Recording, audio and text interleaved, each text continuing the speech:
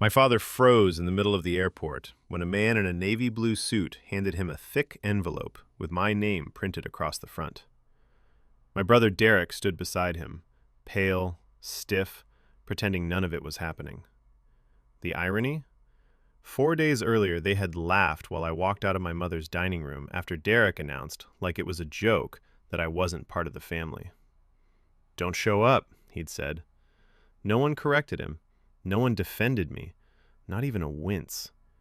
And now, there they were, receiving the first official sign that the comfortable world they built on my back was finally starting to collapse. But before I tell you what was inside that envelope, and how everything unraveled, I want to ask you something. Have you ever had to draw a boundary with your family and refuse to erase it, even when it cost you everything? Because that's what this story is about silence, about wounds no one sees, about guilt placed on your shoulders like a coat, and about the exact moment you decide you will no longer bleed for people who never noticed the wound. It all started that Sunday. One of those Sundays that tries to feel special, but comes crooked long before it begins. I spent half the afternoon in my own kitchen layering a homemade lasagna, brushing garlic butter over bread, choosing a bottle of Merlot I honestly couldn't afford that month. But it wasn't about food. It never was. It was about showing that I still cared, even tired, even hurt, even knowing that their so-called family dinner was nothing but a performance I watched from the sidelines. Their house smelled like cinnamon candles and old photographs, a sweetness too deliberate, too practiced. The kind of smell that tries to say, unity lives here, even when everything is cracked.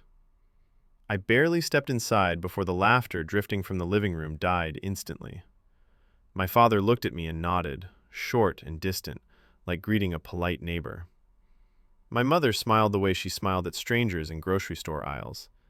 And Derek was as he always was, slouched back, laughing too loud, bragging about a business that existed only because I had already bailed him out 3 times.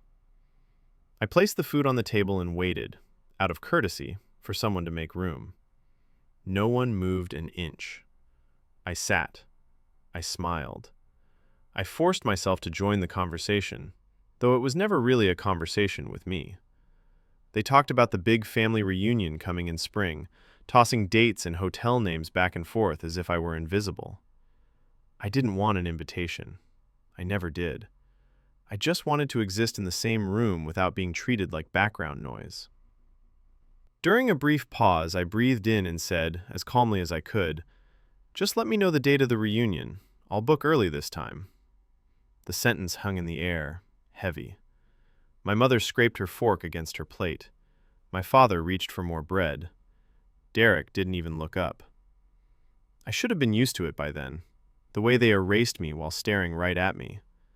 But that night, the erasing hit deeper. Maybe because I had tried so hard. Maybe because the food was still warm. Maybe because neglect hurts more when you put in real effort. But nothing could prepare me for what came next. Derek finally lifted his eyes and smirked, wearing that expression he always used when he was about to throw a punch while pretending it was a joke. "You're not part of the family," he said. "Don't show up." Loud, clear, deliberate. My father slapped the table and burst into laughter. My mother pressed her napkin to her lips, trying not to smile. No one found it cruel. Everyone found it amusing. And I realized, standing there with my warm lasagna and my tired heart, that this wasn't spontaneous. It had been rehearsed. Maybe for years. I didn't argue. I didn't cry. I didn't shatter. I simply placed my napkin on the table, slowly, the kind of slow that makes people uncomfortable. Derek snorted. "Oh, come on, Jenny, can't you take a joke?" I looked him in the eye, something I rarely did. "You meant it," I said quietly. He didn't deny it. None of them did. I grabbed my coat. My mother called after me, "Stay, it's just dinner." "No," I said, slipping my arms into my sleeves. "It's a message. I got it." I carried the untouched lasagna to my car, still hot, still bubbling, still symbolizing the effort no one cared to see. The air outside was sharp and freezing, but the worst part was the laughter echoing faintly through the closed door as I walked away. I sat in my car, breathing in cold air until my chest stopped shaking, and thought one sentence that pulsed like a heartbeat. This is the last time I try to belong somewhere that laughs when I bleed. The next few days were suffocatingly silent. No calls, no apologies, nothing. I tried convincing myself that this was peace, but peace built on avoidance isn't peace. It's waiting for the next wound. On the fourth day, my phone finally buzzed. A text from Derek. Weird question. Did your bank block the transfer? The loan payment didn't go through. No greeting, no mention of the dinner, no apology, just a wallet check-in. I typed 4 words that felt like they were years overdue. Me, not family, unfunded. Then I blocked him. I thought my hands would shake, but they didn't. Instead, calm spread through me. The calm that comes right before a storm. Except this time, the storm wasn't mine. My father texted an hour later. I didn't open it. I just turned my phone face down and let it vibrate until it stopped. That silence felt different. Not empty, not sad, just honest. Later that night, I sat on the floor surrounded by old receipts, bank statements, transfers, 2 years' worth of emergencies that somehow always had Derek's name attached. I highlighted every single one. 200 here, 500 there, 1,000 when his business almost failed. By the time I finished, nearly $20,000 glowed in neon yellow like bruises under a lamp. I whispered, "That's over now." 2 more days of silence, then a loud knock on my door, then another. Through the peephole, I saw my father, Derek, pacing, angry, entitled, demanding. I didn't open the door. I just let them pound until the frames on my wall rattled. When they finally left, something clicked inside me. Silence is a mirror. It shows people who they are when they can't use you anymore. 3 days later, I found an envelope on my doorstep. No note, just $400 in 20s. Guilt money. Hush money. A bargain for my compliance. I stared at it until sunset, then dropped it in the trash.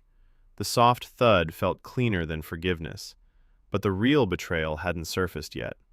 That evening, I received a call from a lawyer. "Miss Williams," he said calmly, "we're confirming your signature on a $10,000 business loan for Derek Williams." My pulse stopped. I never signed anything. A pause. "We noticed inconsistencies. You will not be held liable. We'll be in touch."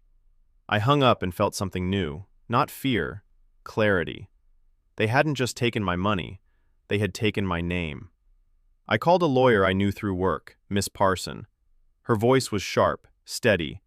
"This is identity fraud," she said. "Document everything. We'll handle this quietly." So I did. I organized every transfer, every receipt, every voicemail, every text, every forged line. I labeled the folder, "Paper Cuts," tiny wounds that finally bled the truth. 2 days later, she sent the cease and desist letter to Derek's business address. And 1 week after that, my father and Derek stood in the middle of the airport when the man in the Navy suit walked up and handed them the thick envelope. Official, final, undeniable. Inside was everything. Fraud report, account freeze, credit suspension, legal notice, and a handwritten line from Miss Parson. Her silence wasn't weakness, it was warning. I wasn't there to see their faces, but she told me Derek turned white. My father tried to argue, but every lie left a paper trail with their signatures on it. Their world didn't fall apart, it simply revealed the cracks that were already there. Over the next few weeks, things unfolded naturally. Derek's business collapsed, my father's credit tanked. My mother left tearful voicemails talking about family sticking together. Then one night she called and whispered, "I'm sorry, for everything, for not protecting you, for letting them use you." I didn't cry, I listened. When she asked if I'd come to the reunion, I said, "No, Mom, I can forgive you from here." And she didn't argue. That was the moment I learned something I should have known long ago. Peace isn't everyone getting along. Peace is leaving, and still wishing them well. Months later, the family reunion went on without me. The table was beautifully set, just like always, except for one empty chair in the middle. That chair said everything I never needed to say. If you've ever chosen yourself over people who kept taking, I hope this reminds you. Silence isn't weakness. Silence is recovery. Silence is the ending and the beginning. Thank you for listening. Tell me where you're watching from and if you've ever had to draw a line with family. And don't forget to subscribe. In the next video, I'll tell you the story of someone who supported their family for a decade.